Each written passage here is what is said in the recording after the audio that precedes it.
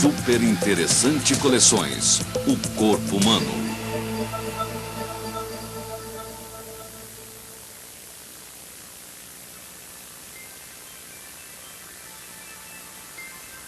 É mais sensível do que qualquer câmera. É tão individual quanto uma impressão digital. Pode revelar suas emoções secretas e, de fato, faz parte de seu cérebro. Este extraordinário órgão não só vê, mas também dá sentido ao mundo que nos cerca. Viaja agora com os olhos de uma artista plástica pela visão, em Super Interessante Coleções, o corpo humano.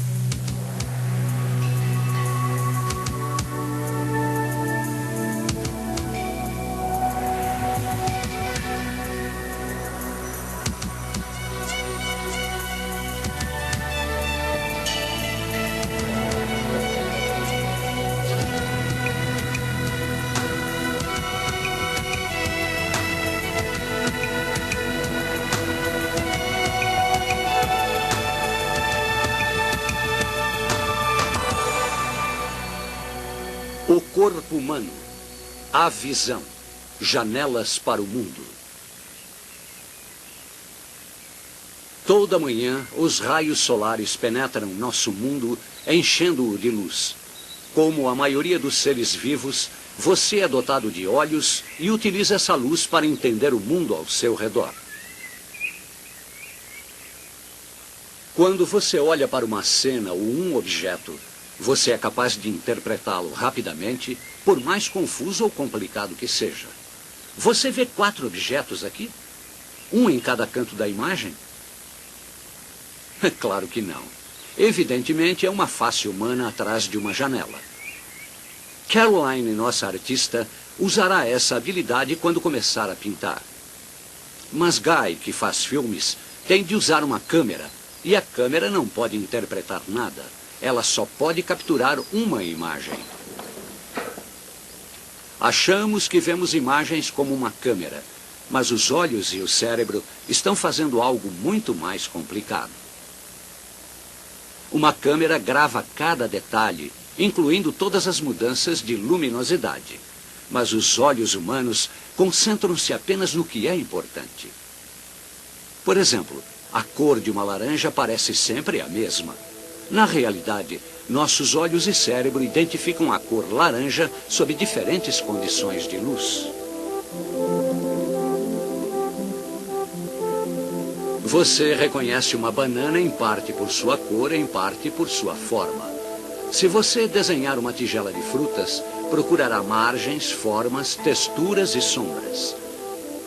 Você primeiro visualiza, depois analisa uma cena com todas as suas características. Uma câmera não pode fazer isso.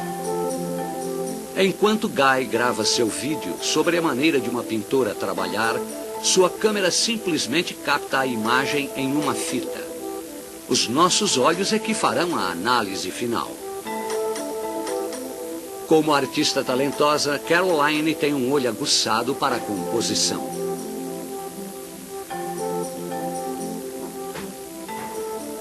O cérebro e os olhos dela sempre trabalham juntos para ver e interpretar o mundo. E é também por meio dos olhos de Caroline que muitas vezes as outras pessoas percebem a sua personalidade. Nossos olhos são uma janela para nossa inteligência, nossa consciência. Muitos dizem que é a janela da alma. Eles certamente revelam o foco de atenção de Caroline, mas também mostram quando ela está cansada ou distraída. Eles exprimem nossas emoções, nossos sentimentos de alegria, de raiva ou tristeza.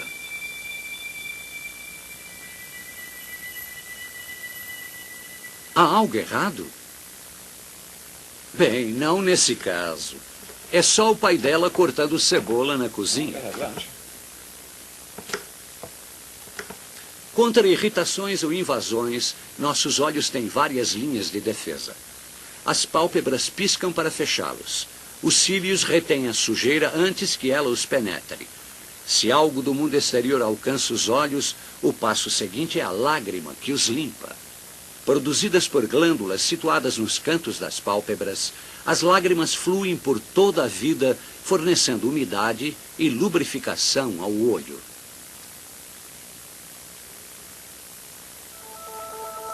Outras glândulas na pálpebra inferior produzem óleo. Esse líquido especial forma uma camada fina e suave que protege toda a superfície do olho.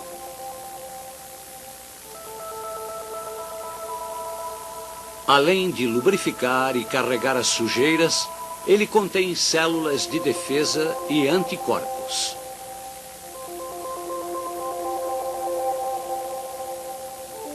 Nossas lágrimas raramente transbordam. Em vez disso, este pequeno rio varre células mortas, sujeira e até pequenos pelos em direção ao canto interno do olho, onde se abre um buraco minúsculo que drena tudo para o interior do nariz.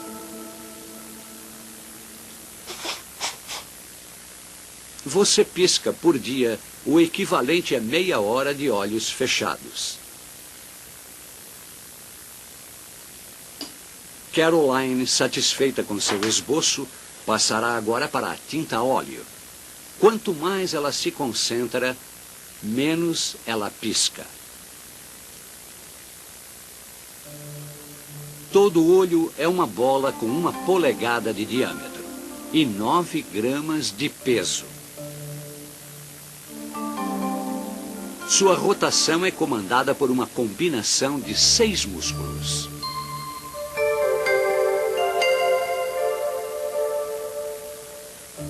O complexo processo da visão começa aqui. A luz penetra o olho através de uma janela transparente no globo ocular, a córnea. Sua superfície saliente dirige a luz para um foco dentro do olho. A córnea é uma espécie de para-brisas equipado com sensores de dor para proteger este órgão frágil. É formado por 3 camadas principais. A região central é muito fina e elástica, apresentando poucas células que se renovam constantemente. Novas células crescem no interior e, em 1 semana, atingem a superfície. Aqui, as velhas células soltam-se e, ainda vivas, são levadas pela corrente de lágrimas. Para focar com precisão, a superfície da córnea deve estar totalmente lisa. Para corrigir qualquer irregularidade na camada externa das células, a película oleosa das lágrimas garante um bom acabamento. Pequenos vasos sanguíneos suprem o branco de nossos olhos com oxigênio e alimento e param abruptamente no canto da córnea. Assim, temos uma janela transparente para o mundo exterior. Atrás da córnea, você encontra a maior atração do olho, a íris.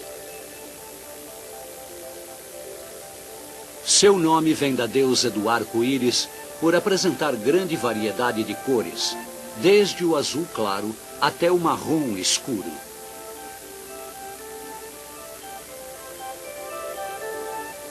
As cores são herdadas e não afetam o modo como o olho trabalha. A íris é uma marca de identidade com padrões de linhas e manchas tão pessoais quanto uma impressão digital. Aos olhos de um microscópio, a íris é uma obra de arte moderna. Fibras brancas e conjuntivas ligam as células coloridas a pequenos músculos que regulam o diâmetro da pupila.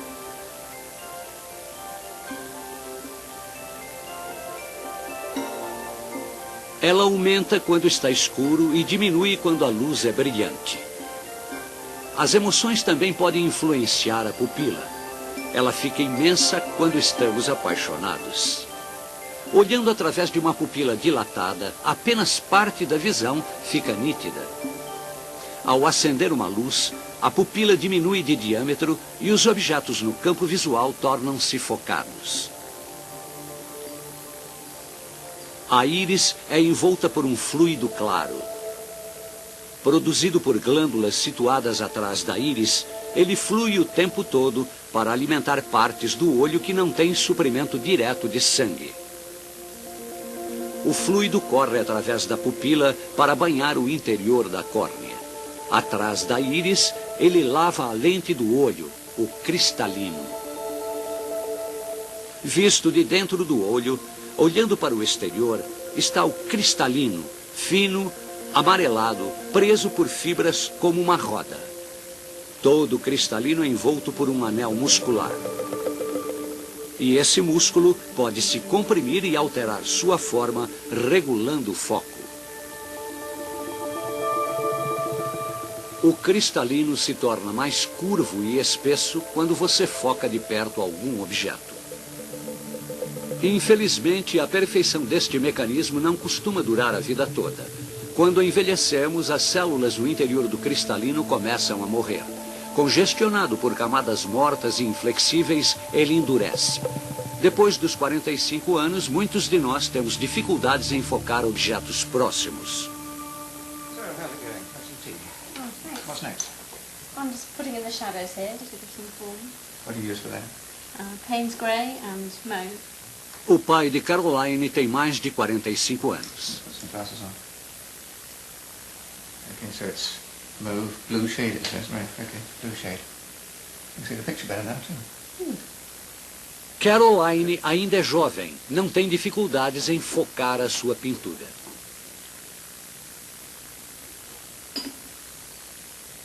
Assim como o líquido na garrafa direciona a luz, os olhos dela cheios de fluido fazem o mesmo. Quando ela olha para um objeto, a luz se dirige para o olho, passando pela córnea, pelo cristalino e por uma gelatina transparente, focando-se na retina. Trabalhando sua pintura, Caroline não tem consciência desse estranho fenômeno. A imagem chega invertida na retina. Lá, o estímulo luminoso é transformado em impulso elétrico que é levado pelos nervos ópticos até o cérebro, encarregado de reconhecer o objetivo visto. A retina ocupa 2/3 do globo ocular. Quando examinamos um corte desta camada, é como se alguém tivesse bagunçado os circuitos. A luz tende a atravessar uma densa parede de células nervosas antes de atingir os sensores. Estas são as células que fazem a diferença entre a visão e a cegueira. O número de receptores de luz que você tem em seus olhos é maior do que o número de habitantes dos Estados Unidos, 270 milhões. Há 2 tipos de receptores na retina. A maioria é feita de células longas, finas, que veem bem em luz fraca, mas só podem detectar imagens em preto e branco. O outro tipo de receptor são células pontudas chamadas cones. Elas registram cores, mas trabalham melhor com luz forte. No centro da retina há uma região escura. No meio dela, o microscópio revela uma cratera. Esse pequeno buraco é coberto exclusivamente com cones, e a parede de células nervosas que os cobre é mais fina. Neste buraco, a luz penetra mais facilmente a retina e os cones no fundo podem detectar os menores detalhes de uma cena. Sem pensar nisso, Caroline mantém o pincel próximo ao centro de sua visão para que a imagem caia no buraco coberto de cones. Assim, sua vista é mais aguçada no centro e meio imprecisa em volta. O centro sensitivo da retina é frágil. A luz intensa do sol poderia queimar todas essas células. Ainda assim, a visão se desenvolveu para usar a luz solar, para ver o sol e todas as cores do arco-íris. O que você vê é luz refletida. De um limão, só a luz amarela é refletida nos cones dos seus olhos. Por isso a fruta parece amarela. O olho humano pode distinguir milhares de cores, apesar de termos apenas 3 tipos diferentes de cones para cobrir todas elas. Um é sensível a toda uma gama de cores, incluindo o vermelho. Um segundo tipo centra-se no verde, enquanto o terceiro é especializado no azul. Assim como 3 tintas básicas podem ser misturadas, criando um número quase ilimitado de cores, as células nervosas na retina misturam os sinais dos 3 tipos de cones para dar a ilusão de outras cores. Apenas no centro da retina é que há muitos cones. Indo para a borda da retina, os detectores de luz fraca, os bastonetes, assumem. Neste corte, os cones são superados em muito pelos bastonetes cegos de cor. Por isso, as bordas de nossa visão veem o mundo de um jeito nebuloso. Nessa parte há menos cores também. Tudo na visão depende de reações químicas no interior dos cones e dos bastonetes. A reação mais importante acontece quando a luz bate numa molécula de cor púrpura. Ela absorve a energia da luz e a branqueia, assim como um filme exposto à luz em uma câmera. O olho salta de lugar, evitando com que as células fiquem superexpostas. Diferente do filme, a púrpura visual pode ser reciclada e reutilizada. O olho nunca fixa por muito tempo um mesmo ponto. Talvez por isso a técnica de corte de cenas de filmes funcione tão bem. Ela repete o que nossos olhos fazem na vida real.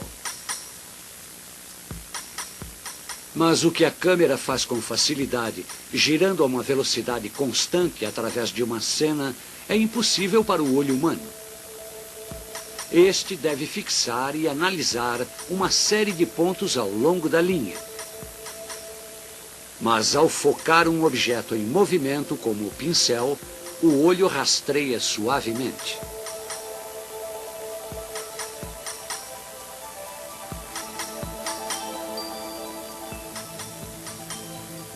Dentro do olho, bastonetes e cones transformam a luz em sinais elétricos que fluem através de uma rede de nervos. Mas todos esses nervos são mais do que apenas fios carregando mensagens ao cérebro. Como uma vasta rede de computadores, eles analisam os sinais para determinar onde estão as linhas e as bordas do que vemos.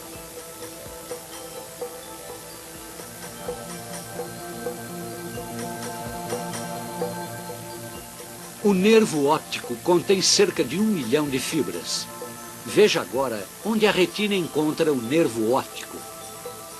Para abrir caminho para todas essas fibras, existe uma pequena região na retina em que falta a camada de bastonetes e cones. É o chamado ponto cego, que deixa um vazio em nossa visão do mundo, como descobrirá Caroline. Feche um olho, olhe para um dedo e mova outro em sua direção. Há um lugar em que a ponta desaparece. Sua imagem foi projetada para o ponto cego. É realmente cego, não é fácil encontrá-lo. Olhando fixamente para o campo com um olho, o ponto cego sempre estará ali. Não o vemos porque uma função especial de nosso cérebro, como um programa de computador, sempre adivinha o que há nesse buraco, preenchendo-o.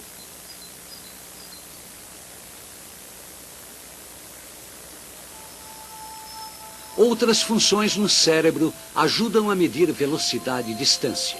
Como todo animal que caça, desenvolvemos nossos olhos na frente da cabeça. Aqui os olhos de Caroline vesgam para mostrar a ela a distância do pincel. As distâncias nesta pintura são ilusórias. Ela é plana, mas nossos olhos podem ver 3 dimensões. A câmera revela como. Enquanto se move, captura diferentes pontos de vista, da direita e da esquerda. Nossos olhos também passam ao cérebro duas imagens, mas este tem um programa que as combina. No lugar dessa mistura, achamos que vemos uma imagem em 3 dimensões. Assim, Caroline pode direcionar seus olhos e sua atenção à pintura. Os sinais elétricos que ativam esses programas traçam seus tortuosos caminhos através do olho até a parte de trás do cérebro, onde percebemos a visão. Mas enquanto os sinais se separam e se combinam, eles se parecem cada vez menos com a pintura que ela acredita ver. O cérebro seleciona os componentes da cena.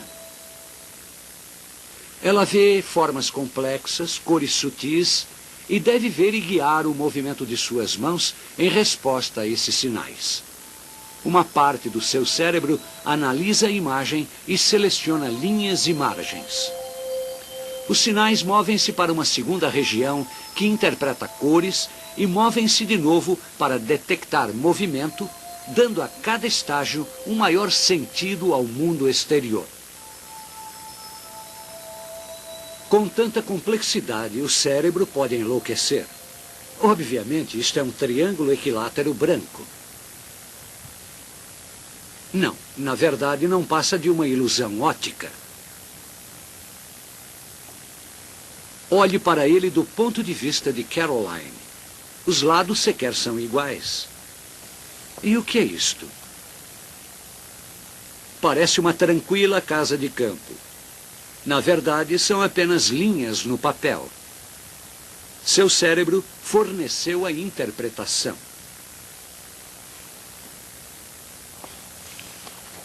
Isto é um vaso ou são 2 rostos?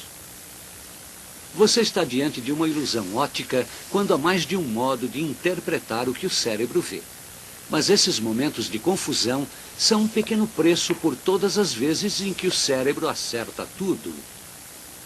Aqui, a câmera apenas grava um objeto branco mudando de posição e tamanho. Nosso cérebro vê um cavalo em nossa direção. Nosso computador cerebral faz com que as cores permaneçam sempre iguais, mesmo se a luz mudar drasticamente. A câmera enfatiza as mudanças reais, enquanto o olho e o cérebro insistem que o laranja é sempre laranja.